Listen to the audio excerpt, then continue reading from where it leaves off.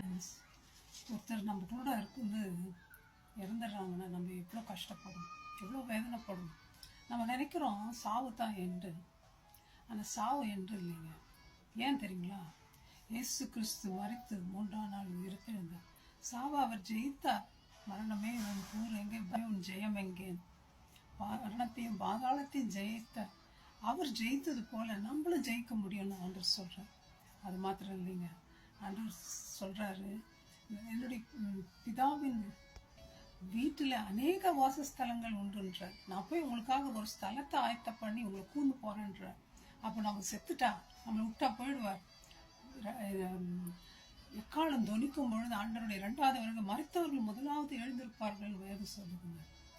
Friends, நம்ம செத்தாங்க நம்ம நினச்சிக்கணும் அவ்வளோதான், அவங்க மறந்து போயிட்டாங்க, ஹோப் இல்லை, அவ்வளோதான், அவங்க வாழ்க்கை முடிஞ்சு போச்சு. இல்லைங்க ஃப்ரெண்ட்ஸ், அந்த வாழ்க்கைக்கு தான் நம்ம ரெடி ஆகணும். நம்ம மறித்த உடனே நம்முடைய ஆவி தந்த தேவனிடத்துக்கு இந்த சரீரம் தான் மண்ணுக்கு மண்ணாக போகும், புதைக்கிறோம் நம்ம எடுத்துகிட்டு போகும். இதே சூழ்நிலை தான் பைபிளில் நாயனூர்ன்ற ஒரு கிராமத்தில் ஆண்டவர் அந்த இடத்துக்கு போகிறார். ஆண்டவர் யாரும் இன்வைட் பண்ணல, ஆண்டவர் யாரும் கூப்பிடல, வாங்க ஆண்டவரை சாவுக்கு நம்ம ஆள் விட்டு அனுப்புவோம் இல்லையா, நம்ம வழக்கம்.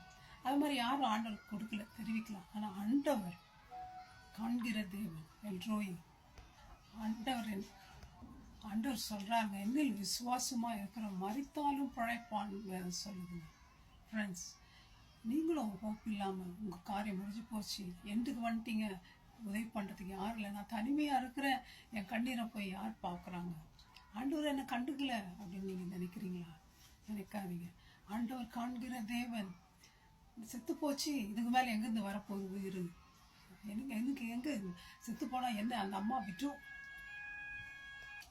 சம்பாதிச்சு கொடுக்கவும், ப்ரொடெக்ஷனுக்கும், ஃபிசிக்கலாக பேசுகிறதுக்கும் யாரும் இல்லை அந்த அம்மா கூட. ஆண்டவர் காணல, ஆண்டவர் பார்க்கலன்னு நினைக்கிறீங்களா? அந்த ஆண்டவருடைய ஆவி 7 கண்களை உடையதுன்னு பார்க்கணும். உலோகத்தில் ஒரு கண் இல்லை, 2 கண் இல்லை, நம்மளை பார்க்கறதுக்கு ஆண்டவர் வச்சிருக்கிறோம். காண்கிற தேவன் நம்மளை, நம்மளே நினைவாக இருக்கிற தேவன். கஷ்டப்படாதீங்க, வேதனைப்படாதீங்க. அந்த அம்மா அழுந்துட்டு இருக்காங்க. ஆண்டவர் சொல்கிறார், அழாதே. இன்னைக்கு உங்கள் சுச்சுவேஷனை பார்த்தோம், செத்து போன உங்களுடைய வாழ்க்கையை பார்த்தோம். ஆண்டவர் சொல்கிறது தான், அழாதே. அவர் இருக்கிறார் நமக்கு. ஆண்டவர் செத்த மனுஷனோட போய் யாராவது பேச முடியுமா? பேசினாரே ஆண்டவர். செத்தவன் கேட்குறாரு, சரித்திரம் எங்கேயாவது இருக்கா? எவ்வளவோ அழுறோம், மோளாடிக்கிறோம், பேசுகிறோம், பாட்டு பாடுறோம், செத்தவங்க ஏதாவது எழுந்து அசையது உண்டாகுதா? இல்லை, நம்மளால ஒன்றும் முடியாது. அதுதான் ஆண்டவரால் கூடும்.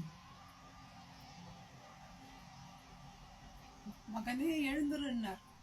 எழுந்து உட்கார்ந்தானே, உட்காந்து பேச தொடங்கினான். ஃப்ரெண்ட்ஸ், அப்பேற்பட்ட இயேசுவை விட்டுட்டு ஏன் நீங்கள் தனியாக இருக்கீங்க, தூரம் இருக்கிறீங்க? வாங்க ஏசப்பாட்டு போவோம். ஒரு உண்மையாகவே நமக்கு உதவி செய்கிறது. நம்ம வந்து கூட்டிகிட்டு போக போகிறாரு. நாளுக்காக வெயிட் பண்ணிப்போம், அதுக்கு ரெடியாக இருப்போம். அப்படி கண்ணீரெல்லாம் அவர்கிட்ட சொல்லுவோம், அவரோட பேசுவோம், நன்மையை அனுபவிப்போம் அவரிடத்துல. God bless you, my friends. Thank you. Bye-bye.